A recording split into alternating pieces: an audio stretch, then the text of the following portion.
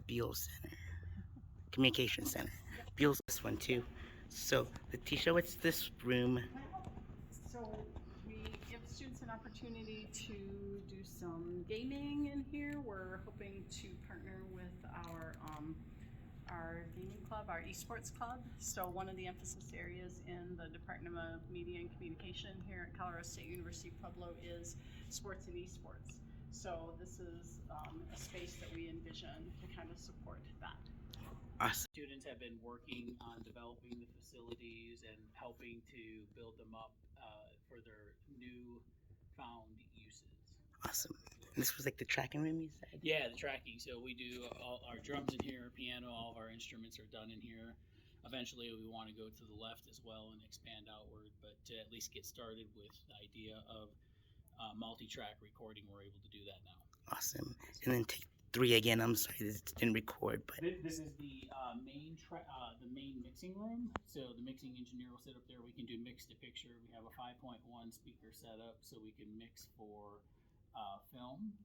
But we're pretty much keeping it all digital on this side. From the mixing standpoint, we might expand into more analog as as the program starts to become known and we start to get more enrollment. We'll probably expand on the analog side. awesome. So Fantastic. have you seen we have down here?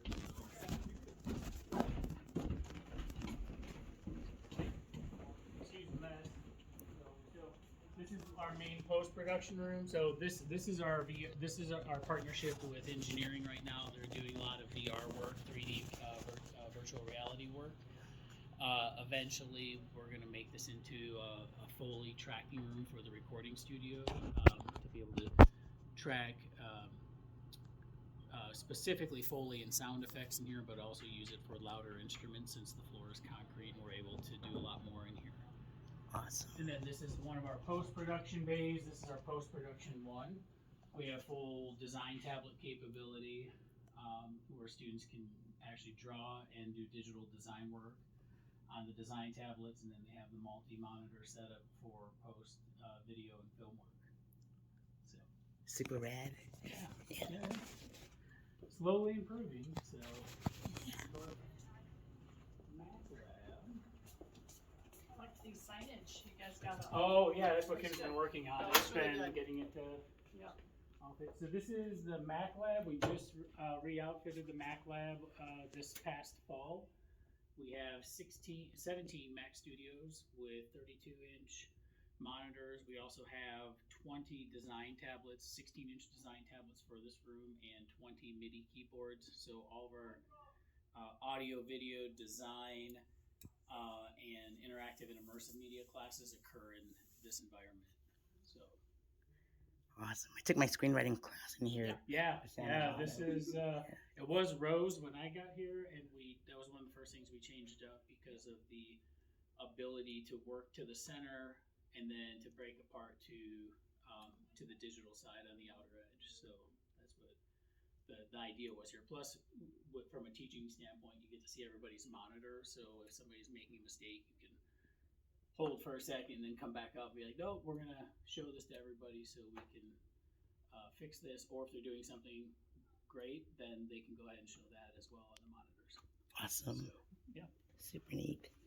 This is. Should I close the door for you? You can leave it open. Okay. This is a research room that we are finishing setup, but it actually looks a lot better than it has in the past. And it's another high-end post-production room, but it's actually for our media effects research. So it's one of the areas that I'm interested in, to be able to bring people in and test different sonic qualities and see what it's doing to them. So, but this is mostly personal equipment of mine, and then some university stuff, so that we can keep working on more of the science behind media. Awesome. So. Pretty neat.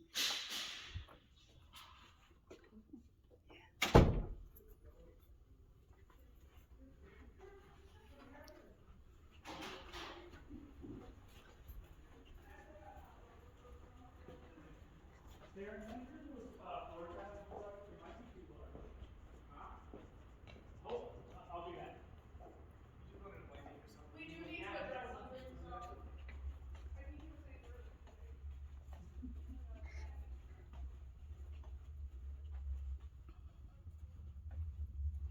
back here, so this is right now, we're utilizing this as a classroom. It's not ideal. Eventually, we'd like to see this be more of our student media work area. We have taken over the former classroom, has become our equipment room. It has all of our film cameras, video cameras, audio equipment. We've really built that up over the past 3 years. We also have a dedicated photo room that we're finishing. That's post-production photo, but also video, in partnership with MCCR, which is our marketing team here. And then back here is our design room, which is where we actually print on the massive printer. The students learn the workflow to actually print out a finished magazine beginning to end. It cuts it, staples it, box folds it. So they've been running tests on it. The newest edition, which is under wraps right now, but that's the newest edition that'll be coming out. It's a proof copy that we've been testing. And this is an important step because working in the digital realm, if you never actually see it come to fruition physically, you don't know where your mistakes are. So they learn quickly about their mistakes of what to do and what not to do, because when it prints out and it prints out wrong, or it's the wrong orientation, or things are cut off, then they have to go back and rethink about their design. So it's been a really unique tool to be able to understand where they're missing the workflow. I used to write for the Today too. Yes, you did. Yeah. Yep. Yeah, and that's also moving to the magazine format. That has challenged our students to move into long form writing. The short form is still on our website. It's on our Converge website, but being able to move to long story form, go out into the community, focus on real high quality photography, since it's going to be in full color on gloss paper. That's a totally different approach to the journalism side than going through the standard newspaper format. That's awesome. This is our equipment room. So the equipment room, students pay a program fee for every class.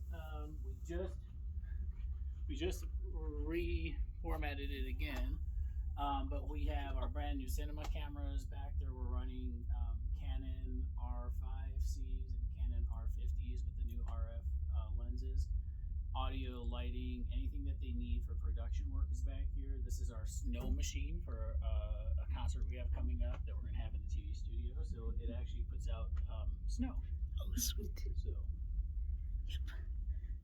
and then the TV studio is probably the biggest change. Pretty different, huh? Oh yeah, big time. Yeah.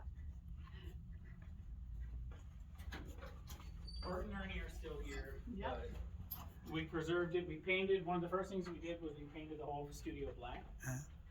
There's Oscar. So we can control lighting, but this is the new TV studio layout. So stadium style seating, live concert stage with a 12-foot wide screen in the back. That's also in partnership with the university. It was a screen that they had left over. Some pieces had gotten damaged, so we redesigned it for our use here. And then we have 3 sets along this left-hand side that are blocked off right now, but that we actually produce talk shows, sports segments, whatever the students are looking at producing, we try to transform the set for them. The lighting grid was recently overhauled about 6 months ago, so now we have LED and tungsten fixtures in here so they can learn both sides with a brand new lighting console.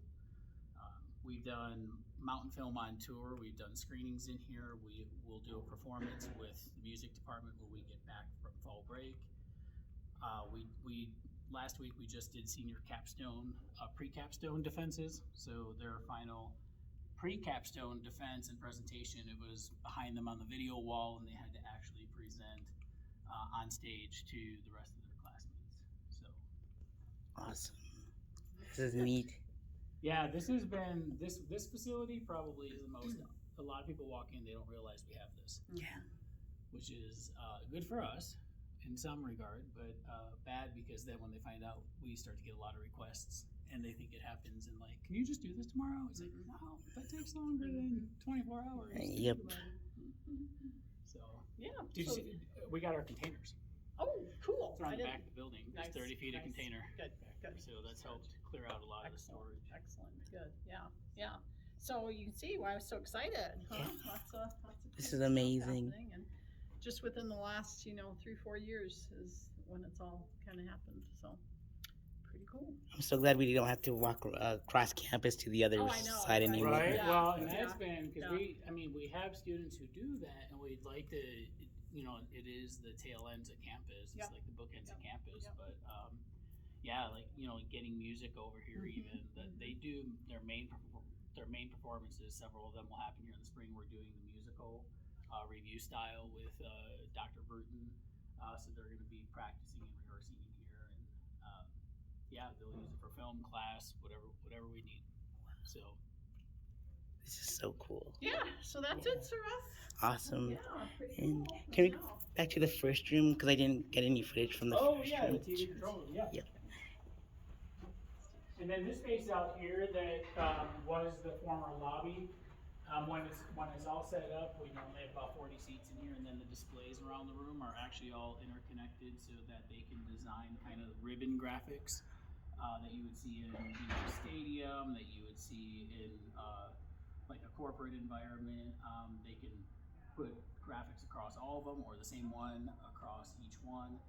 It's really flexible for them to think from the design side what they can do in here.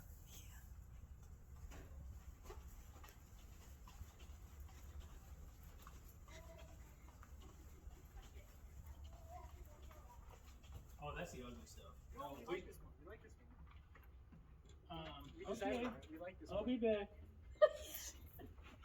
This is the back end of the TV studio. This is the control room, so it's all digital back end. We can do right now we have it set up for 6 cameras. And then when we do our production work, we'll go live to tape or we'll do a live stream. We don't broadcast it, we just do live stream over YouTube or Facebook, or we go to broadcast it. Awesome. So. Do you use StreamYard or which? So we're still working through some kinks because getting the students to understand like lower third graphics, that's our next step, is how do we get them to be on top of it. So it's like, okay, we can pull up a graphic and we're ready to go. So we usually go to tape first, live, then do any quick edits, and then we'll post it. Awesome. Coming up in December, we'll have a couple things that we're going to drop that were produced last semester. And then we have a whole series of productions that are going to start airing on our channel regularly. We're about a semester and a half behind. So we produce it, and then it takes about a semester to get it out. Awesome. So, yep. And the radio station too. We forgot And the that. radio station, yeah. They're working here with the... They're doing the carpet. That's it. And really ugly. this is the radio station. We reset it to the back. We just treated it with acoustic wallboard. It's going to be on Surratt's YouTube And then channel. on this side, we'll be doing like a small, tiny desk setup here, so we can do either multiple interviews or like an acoustic local music show, whatever the students want. Cool. Thank you, Don. That was pretty neat. Awesome. Awesome. Thank you. I appreciate it. It was great to meet you. Great Come by to meet you. anytime. Absolutely, we'll do.